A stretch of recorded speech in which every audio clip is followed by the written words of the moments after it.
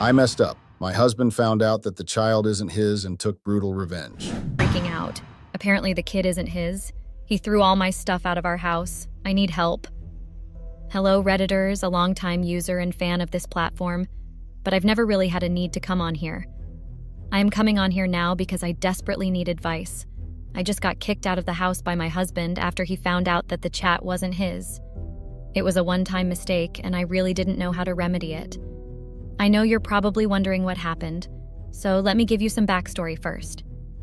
My name is Felicia, and I am a 30-year-old woman. I have been married to my husband, Robin, who is a 32-year-old man for 5 years now. Robin and I met on a dating site. He was very charming, and I instantly got attracted. We dated for a few years before deciding to get married.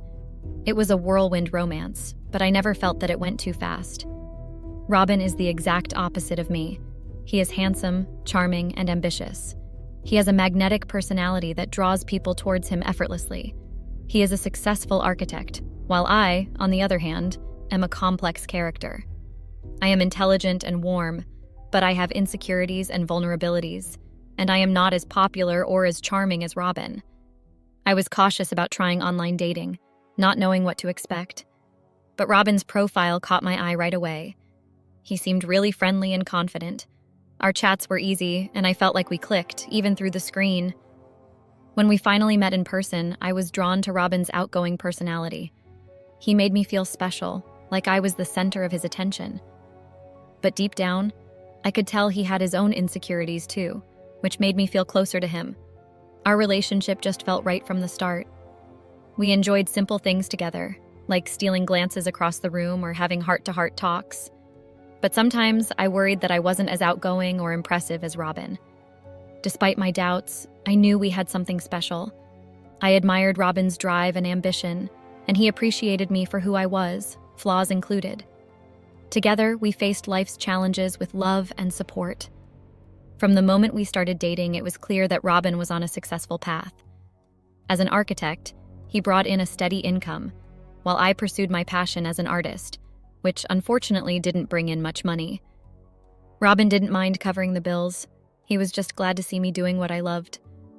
However, his demanding job meant he was often away, leaving me feeling isolated and alone. Despite his best efforts, the loneliness crept in, casting a shadow over our otherwise happy relationship. Having a heart-to-heart with Robin about feeling lonely was tough. He was doing his best juggling work and our relationship, but with him being the main breadwinner, his job kept him away a lot. One night, when Robin was out again for the weekend and I was feeling really low, I ended up at a bar alone. That's where I met John. We hit it off right away, and with a few drinks in me, things got out of hand and we had sex. The next morning, regret hit me hard, and I promised myself never to drink like that again. The idea of coming clean to Robin scared me. I was terrified of hurting him or messing up what we had. So I kept it to myself, hoping I could bury the guilt and move on. I loved Robin too much to lose him, and I knew I would lose him if I ever came clean. The fear of losing Robin was overwhelming, and the thought of confessing filled me with dread. I cherished him deeply and couldn't bear the idea of him walking away because of my mistake. So I made a decision to keep my indiscretion a secret, locking it away deep within me. When John expressed interest in seeing each other again, I shut him down immediately. I made it clear that what happened was a mistake, fueled by alcohol and loneliness, and that I was committed to my relationship with Robin. I hoped that by distancing myself from John, I could bury the memory of that night and move forward. Months passed, and just as life seemed to settle back into a semblance of normalcy, I discovered I was pregnant. I was absolutely horrified when I found out I was pregnant. It felt like my world was crumbling around me. I had been so consumed with the fear of Robin finding out about my infidelity that I completely forgot to take my birth control pill. Deep down, I knew the baby was likely John's, but admitting that to Robin was out of the question. I loved him too much to risk losing him, so I made the gut-wrenching decision to lie and tell him the baby was his. To my surprise, Robin was over the moon when I shared the news with him. His joy was infectious, and he wasted no time in proposing to me. In just a few months, we were married. Despite the whirlwind of happiness surrounding our wedding, guilt gnawed at me relentlessly. I knew I was deceiving Robin, but I convinced myself that it was for the greater good. After all, telling him the truth would have shattered our happiness and torn our family apart. Our honeymoon was like a dream come true, with Robin sparing no expense to make it unforgettable. Despite the challenges of pregnancy, including morning sickness and hormonal swings, Robin was my rock, supporting me every step of the way. His excitement for the baby only intensified my guilt, knowing deep down that the child wasn't his. But the reality of our situation weighed heavily on me. Robin was not only the love of my life, but also my lifeline. He provided for us financially, and without him, I would struggle to make ends meet. The thought of losing him was unbearable, so I buried my guilt and focused on preserving our marriage. Meanwhile, John's attempts to reach out only added to my stress. Each time he tried to contact me, I shut him down, refusing to entertain the possibility of him being the father. I reassured myself that the lie was necessary to protect my marriage and our future as a family. Soon the baby came. He was so cute, and I am going to call him Felix for the sake of privacy. The first few months with Felix were a wild ride of joy and exhaustion. He was a healthy, adorable little guy, and everyone couldn't get enough of him. Robin was over the moon about having a son, and he stepped up big time to help me out. He even dialed back his work hours to be around more, which made all the difference. With Robin's help and support from our families, we got through those tough early days. But as Felix started growing up a bit, I started feeling a bit restless. Don't get me wrong, being a stay-at-home mom was great, but I needed something more. The days at home were starting to blend together, and I missed the challenge of work. So I decided I'd go back to work once Felix was a bit older, maybe around 2 or 3 years old. It wasn't an easy choice, but I knew it was the right one for me. Plus, a break from diapers and baby talk sounded pretty good right about then. Things were great for a while, however. As Felix grew, it became clear to everyone that he didn't quite resemble Robin. The whispers started when he was around a year old, and by the time he was a little over a year, it was hard to ignore. I couldn't shake off the worry that had plagued me during pregnancy. Deep down, I'd prayed that Felix wouldn't take after John in looks. I knew there was no chance he'd look like Robin, but I hoped he'd take after me enough to throw people off the scent. Unfortunately, Felix ended up resembling me a lot, but with a strong resemblance to John, too. It didn't take long for everyone to notice the stark contrast between Felix and Robin. Felix's red hair stuck out like a sore thumb against the backdrop of Robin's blonde locks and my own black hair. It was a real head-scratcher for everyone, including me. I didn't really get how genetics worked, but I was crossing my fingers that Felix would end up with hair like mine or Robin's. But fate had other plans, and Felix ended up with fiery red hair, just like John. As Felix got older, his red hair became the talk of the town, sparking questions about where he got it from. I was relieved when Robin didn't seem bothered by Felix's red hair. He reassured me, saying he knew Felix was his son, no matter the color of his hair. Robin even mentioned that his grandma had red hair, suggesting that might be where Felix got it from. His understanding and acceptance eased some of the worry I had been carrying then. It meant the world to me how Robin always had my back whenever Felix's appearance was questioned. One particular instance stands out, when a cousin of Robin's, who was visiting, couldn't help but comment on Felix's red hair. Instead of letting it become an awkward moment, Robin smoothly stepped in and explained that Felix probably inherited his red hair from their grandma. It was like a weight lifted off my shoulders as Robin defended me and diffused the situation with ease. What struck me most was how the cousin responded. Instead of dwelling on the differences, they praised genetics for its mysterious ways, highlighting how it could uncover hidden traits and bring surprises into the world. It was a reminder that sometimes what makes us unique is also what makes life beautiful. As Felix turned 2, I found myself considering a return to work. I didn't want anything too stressful, but rather something flexible that would still allow me plenty of time with Felix. Remote work wasn't appealing since I was itching to get out of the house. I started browsing job listings, but I wasn't in any rush. Robin, on the other hand, wasn't thrilled about the idea of me going back to work. With his income now higher than before, he didn't see the need for me to work outside the home. I sat down with Robin and laid it all out, explaining why I felt the need to go back to work. Unlike him, I didn't have a wide circle of friends. Robin was the social butterfly, effortlessly charming everyone he met, while I was more of a lone wolf with few connections outside our family. With Felix to care for, my world had become even smaller, especially on days when Robin was away for work. The loneliness weighed heavy on me, and I missed him dearly. The four walls of our home started to feel suffocating, and I yearned for a change of scenery. There was nobody to invite me on girls' night out or to invite me outside for drinks. It was just me. And even though I enjoyed the loneliness, they were days, it felt suffocating. Going back to work wasn't just about earning money. It was about reclaiming a sense of independence and purpose outside the confines of our home. It was a way for me to break free from the isolation and monotony and to feel like I was contributing something meaningful to the world beyond our family and feeling like I was more than just a mom. Robin agreed with me and even apologized for the loneliness I had been feeling. He said he felt genuinely sorry and assured me he was doing his best. I told him there was no need to apologize because, truth be told, I felt sorry too. Robin was putting in long hours at work to provide for us, and he was doing an excellent job of it. After Felix was born, we upgraded to a bigger house with a home theater and a swimming pool. However stupid, John just wouldn't leave me alone. It was frustrating, to say the least. He had been persistent in trying to meet up, and I decided to entertain him this time just to put an end to it for good. Instead of blocking him as I usually did, I responded to his text. We agreed to meet outside of town to avoid being recognized. When we met, I made it clear to John that there was no way Felix could be his child. I explained that Felix was Robin's and that I had taken the morning after pill after that night. John tried to defend himself by pointing out Felix's red hair, claiming it was like his.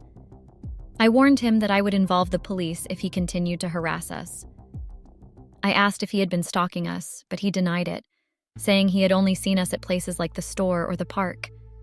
I reminded him that red hair ran in Robin's family, making it clear once and for all that Felix wasn't his child. I told him to stop worrying me and explained the situation thoroughly so he wouldn't bother me again. I even mentioned that I had done a DNA test, which finally convinced him to drop it. John apologized for bothering me and assured me he didn't mean to come off as creepy. He was just curious, and if Felix had been his child, he would have wanted a place in their life. I reiterated that Felix wasn't his child and that he shouldn't worry me any further. Then I left. With Felix at his grandparents' and Robin heading to work, it was just me at home. I understood Robin's stress, especially dealing with demanding clients at work. When he suggested I take a break and go out the next day while he stayed home with Felix, I was thrilled. It was rare for Robin to have a free day, and even rarer for him to insist I take time for myself. Since I didn't have many friends to hang out with, most days it was just me and Felix at home, so the prospect of having a day to myself was incredibly exciting. The next day, Robin handed me his credit card and encouraged me to treat myself to some pampering. He planned to take Felix to the park for some quality father-son time. I seized the opportunity and indulged in a day of self-care. I treated myself to a spa session, got my nails done, and even refreshed my hair. It felt like a luxury to have some time just for me, and I savored every moment of it. Returning home, Felix was in high spirits, and he excitedly babbled about his day with Robin at the park, and Robin told me about how he had enjoyed pizza. We spent some time watching TV together, had dinner, and then settled down for bed. However, over the next few days, I noticed Robin's irritability creeping back in. I attributed it to his usual work stress and didn't think much of it at first. As Robin's irritability worsened, he began directing it towards me, which was deeply unsettling. His behavior worsened to the point where he wouldn't interact with Felix much. Communication became strained, with Robin shutting down and refusing to engage in conversation. Despite my attempts to address the issue, Robin insisted that everything was fine and attributed his behavior to work-related stress. This pattern continued for several days, leaving me feeling increasingly concerned and isolated. Despite my attempts to address the issue, Robin insisted that everything was fine and attributed his behavior to work-related stress. This pattern continued for several days, leaving me feeling increasingly concerned and isolated. Feeling concerned about Robin's behavior, I decided to seek help from his parents, who were always understanding and supportive. After discussing it with Robin, we agreed that I would visit them in a few days' time. Robin was fine with the plan, And Robin even encouraged us to go, wanting a day to himself. The next day, Felix and I got ready and headed to his parents' house. It was a pleasant visit, filled with warm conversation and reassurances that Robin's behavior was likely just work-related stress. Felix enjoyed playing there, and his grandparents showered him with affection. After spending several hours there, I realized it was getting late and decided to head home to prepare dinner. However, when I arrived, I was shocked to find not only my belongings on the porch, but also Felix's belongings, indicating that something was seriously wrong. Feeling bewildered and scared, I stood frozen as I stared at my and Felix's belongings strewn on the porch. Why had Robin thrown them out? My heart was racing with confusion and anxiety as I desperately tried calling him, but he refused to answer. Resorting to banging on the door, I hoped my neighbors wouldn't call the cops for the noise. After what felt like an eternity, Robin cracked the door open just enough to peek out and ask what I wanted. I was taken aback. What did he mean? I just wanted to come inside. I had returned from his parents' place feeling stressed, and Felix was tired and needed to sleep. The situation made no sense, and I couldn't understand why Robin was acting this way. However, I soon found out why he was acting this way. Robin looked me dead in the eye and told me he knew Felix wasn't his child. When Robin stared me down and said those words, it felt like my whole world collapsed. I wished I could just vanish into thin air. At first, I nervously chuckled, thinking he was pulling my leg, but his expression told me he was dead serious. He dropped the bombshell that he'd done a DNA test, proving Felix wasn't his biological child. It felt like a punch to the gut. Robin's calm voice contrasted with the fire burning in his eyes as he accused me of betraying him, of trying to pass off another guy's kid as his own. His words hit me like a ton of bricks, leaving me stunned and overwhelmed with guilt. I stood there. I was unable to find the right words, as Robin made it clear he never wanted to see me again. Standing there, still reeling from Robin's accusation, I watched as he walked back inside and closed the door. It felt like a punch to the gut, and I went through a whirlwind of emotions right then and there. I could feel the eyes of our nosy neighbors on me, but I didn't want to make a scene or become the talk of the town. I wanted to cry, scream, and beg all at once. But I knew there was no point in begging Robin for forgiveness. He was too stubborn, and I didn't want to subject myself to more humiliation. So I called an Uber to take me and Felix to my parents' house. Packing our things quickly, I left behind the home we had shared and headed for the comfort of my childhood home. Here I am, stuck in my room, feeling utterly defeated. I've been crying my eyes out for what seems like forever. Leaving Robin's place was tough, but now I'm completely falling apart. My folks are mad, of course, but there's not much they can do. They're talking about staging some kind of intervention, hoping to convince Robin to give me another chance. It sounds like a long shot, and honestly, I'm not sure if it'll make any difference. I can't shake this feeling of guilt and dread, knowing I've messed everything up. All I can do now is wait and hope for the best. It's tough right now because my parents are the only ones in my corner, willing to lend a hand. Earlier, I tried reaching out to Robin's parents, hoping they'd offer some support, but that backfired. They picked up the phone, only to give me an earful, making it crystal clear they were onto me. Their anger cut deep, especially since I genuinely cared for them. They'd always been so kind to me, and now I'd gone and betrayed their trust. The guilt weighs heavy on me, knowing I've let them down in such a big way. It's a painful realization that's hard to shake off. Another blow that hit me hard was discovering that Robin had emptied our joint account before I even reached my parents' place. Our joint account was our lifeline, where Robin would deposit money for bills, expenses, and my own needs, since I'm not working much as a stay-at-home mom. It was a major source of financial support for me. But to my shock and dismay, when I checked the account, it was drained completely. Every cent gone. It left me stranded, and I had to rely on my parents to even cover the cost of the Uber ride. It was a painful reminder of just how much damage had been done to our relationship. I honestly don't think Robin will ever forgive, but I can only hope. I need help in the form of advice or suggestions on how to approach Robin. Do you think he'll ever forgive me? Thanks for listening, though. Update. Hi, everyone. I know it's been a while since I last posted, and I honestly didn't expect to be back here. But seeing how much attention my last post received, I feel compelled to share another update with you all. A lot has happened in the past month, and I want to fill you in on the details. First of all, I want to share that Robin and I are sadly getting a divorce. As I mentioned earlier, my parents had promised to stage an intervention to help me mend things with Robin. We tried reaching out to him multiple times, but he refused to pick up, even when we called from a private number. So we decided to take matters into our own hands and headed over to his house, hoping to speak with him face to face. When we arrived at the house, to my relief, Robin was home. Despite the tension between us, he still had a soft spot for my parents because of how kind they had always been to him. So he graciously welcomed us inside, although he did shoot me a disapproving look. Nonetheless, he greeted my parents and my brother warmly and even offered them drinks. I was shocked to hear that. Robin wasn't supposed to know John. He must have noticed my surprise because he went on to explain. John had actually approached him before, claiming that he and I had sex and that he thought Felix was his. At first, Robin didn't believe him, knowing I usually stayed home. But John kept insisting that Felix was his child. As Robin started seeing similarities between John and Felix, he began to wonder if there was any truth to it. That's when he decided to do a DNA test to prove John wrong. I was speechless. There was no defense I could offer. Seeing that Robin wouldn't change his mind, my parents decided it was best to leave. Before we departed, Robin made it clear that divorce papers would be coming my way soon, and he wouldn't be paying child support. He even threatened to sue for paternal fraud to avoid it. I broke down, crying and pleading, but Robin remained unmoved. Eventually, my parents had to physically pull me away from Robin's house. They reminded me that I had brought this upon myself.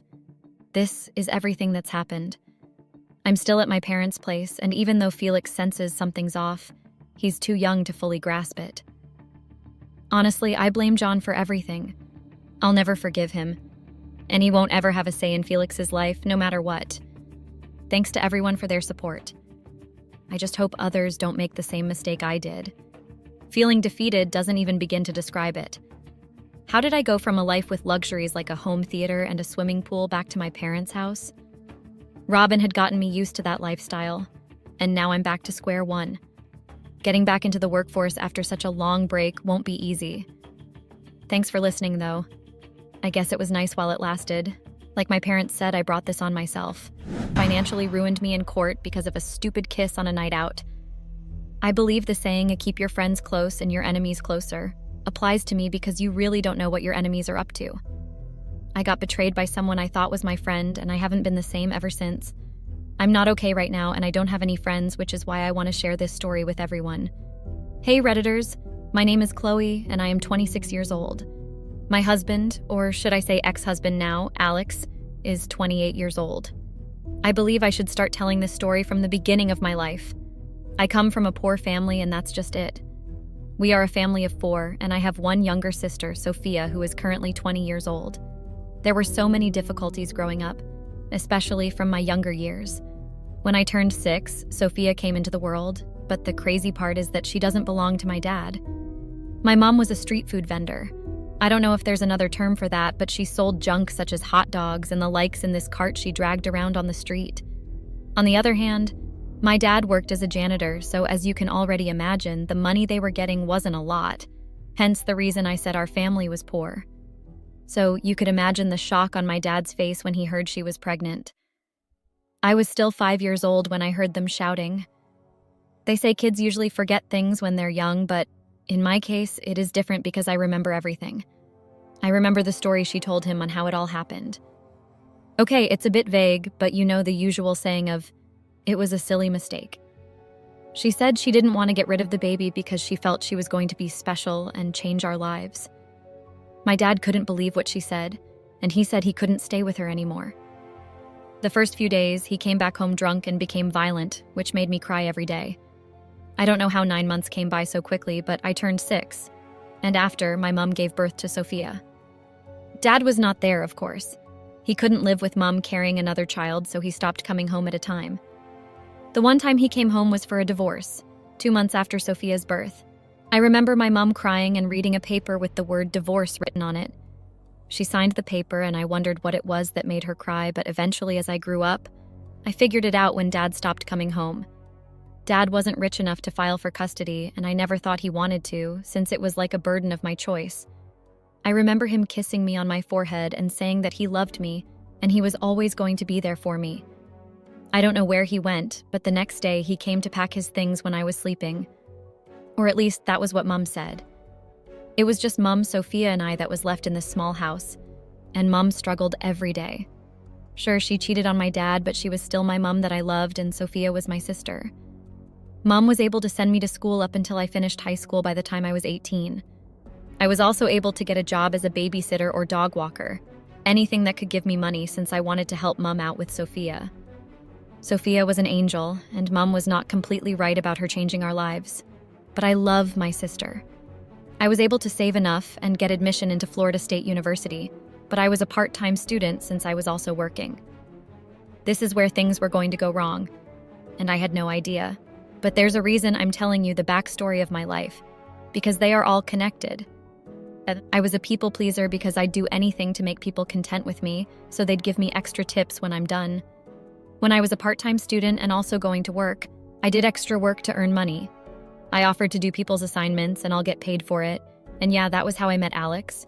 We weren't in the same major, but we were in the same year. He said he heard I did assignments and he gave me his assignments to do. It became a regular thing that happened a lot of times, and it was so helpful for me because he paid lots of money. I asked a friend of mine, Sheila, about him, and she told me that he came from a rich family and had lots of money. A year passed, and this continued until he came to me for a personal reason. He wasn't a serious person with studies, and he told me he hated reading. His grades were very low, and he didn't care because he wanted to get school done until his father told him he had to get high grades, or he wasn't going to get anything from him. Alex asked me to be his tutor, and he said he was going to pay me lots of money. This was a great opportunity for me, and I didn't complain when I saw the amount of dollars he offered. I accepted the tutor job immediately, and he told me I was going to be tutoring at his house.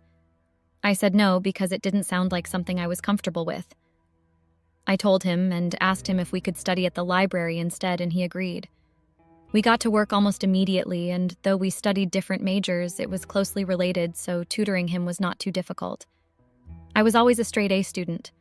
My mom made sure to remind me of the importance of education right from early childhood, and this played a huge part in my studies, as I was always at the library trying to learn new things whenever I wasn't working, and that contributed greatly to my academic success. Tutoring Alex was surprisingly not as difficult as I thought it would be because he was a really fast learner. And not only that, but he had a good memory as well. He was just not being serious with studies. Alex was super respectful and didn't try anything improper with me. In fact, we got along so well I didn't know when I got so comfortable around him, and I noticed he was comfortable around me. We would talk a lot about life and everything that had happened to us. Turns out Alex just never tried hard, and hence his grades. We were getting closer by the day, and Alex began to tell me more and more about himself, until it felt like I knew him better than anyone else. I knew almost everything about him down to what he wanted to do and why he was currently putting in so much effort. He told me that he wanted to do well on his own and show his dad that he didn't need his wealth. Alex, like a lot of other men of his age, didn't have the best relationship with his father. He was pretty ambitious, far more ambitious than I thought, and I was beginning to love him for it. He told me that he wanted to start up a company, something huge, and together we started drawing out plans. Alex and I had everything covered. We had decided where the company would be in the next 5 years as at that time, and even set goals for each year too. At first I misjudged the situation. I thought Alex was just playing around until I saw him put it to action with my own eyes.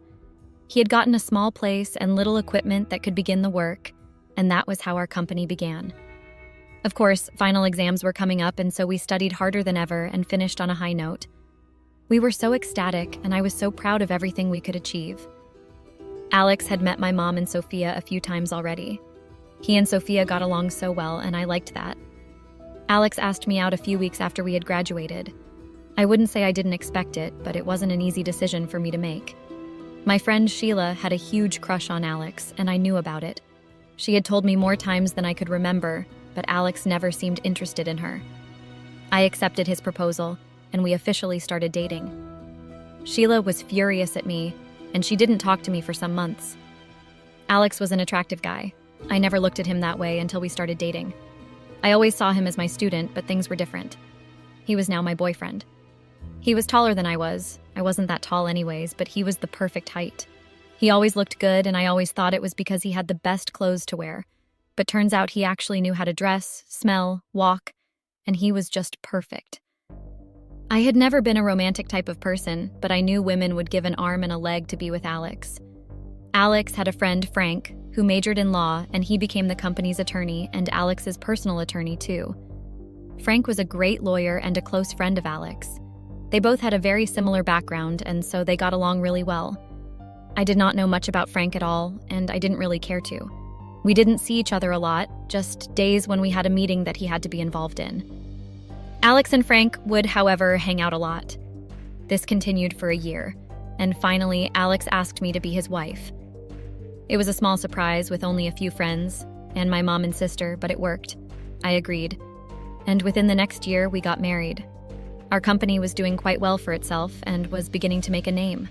Apart from being official partners, we were now also married, and things were looking great. We both understood our roles in making things work, and we did things without fault. 3 years passed since then, and our company had already surpassed all the goals we set for it, thanks mostly to Alex's effort. He was way more serious than I thought, and he definitely changed from the nonchalant boy who didn't care about school that I met all those years ago. He was driven, very driven. He really wanted to show his dad that he could do much better without him, and he was proving himself right, and as his partner, I can attest to that. As for our marriage life, things were normal. Nothing unusual ever happened. We had what you'd call a very average marriage. Nothing exciting ever happened, but we never argued, and that brought me great peace. We'd always talk and go on date nights and all, but aside from that, our marriage was very plain. We hadn't really put in much effort for a baby yet, and I think that sat right with us, because at the rate we both worked, a baby at that time wouldn't be convenient. There was always an event at the end of the year to celebrate the success of the company. It was not always the same thing we did. The first year was an official party, the second was a camp out, and last year it was going to be a beach party, but it was changed to a weekend hangout in a cabin. Our company had just over 40 employees, and so it could work. We rented 3 cabins uptown for ourselves, and everything was still going great up until that point. I remember the night before we left, Alex told me that he'd have preferred it if we just had the beach party. But since everyone else wanted this, he had to choose it.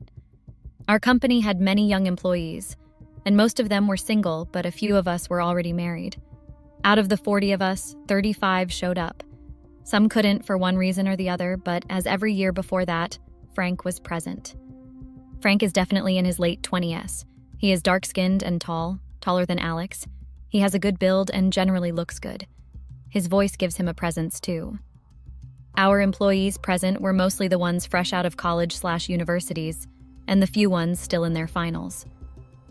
We prioritized hiring the younger set of people, and almost all our employees were young, just like Alex and I. During our hangout, there were different games like board games, consoles, group games, and everyone picked what they liked and did it. Growing up, I was never a party person. I always read books when my friends went to parties. The first party I attended was the first one hosted by our company, and so after living for 25 years at the time, this was only my third. I always heard the stories and how parties went wild, and all but never really cared much. At the previous events, nothing wild happened because of the type of events they were. This, though, felt different. It was only Friday night, and I could see everyone letting loose. They didn't seem like the organized and diligent workers we knew. Everyone was doing different things, and some ladies wore something very unethical. But I couldn't complain. It was a party after all. Friday night went by really slowly for me. It was all partying and dancing. I was on the fence floor, but I did not feel like I belonged because I couldn't even dance if I tried to. And I noticed pretty quickly that most people weren't really dancing, but they were being touchy and unethical instead. I left almost as soon as I got there, but Alex stayed the duration and danced all night. I had never seen that side of him before that day he danced, and I watched him for a while. I saw a lot of ladies throw themselves at him, but he gently declined them. Deep down, I wished I could be a party person just for the weekend. Everyone woke up late on Saturday. After all, most people were hungover. Alex woke up quite early, though. He hadn't drank last night. He doesn't drink or smoke, And that's one rule he's lived with his whole life, and that didn't change because of the party. He got up and prepared for the activities of Saturday. Saturday was a fun day for others, but for me, I would always remember it as the day that ruined both marriage and life.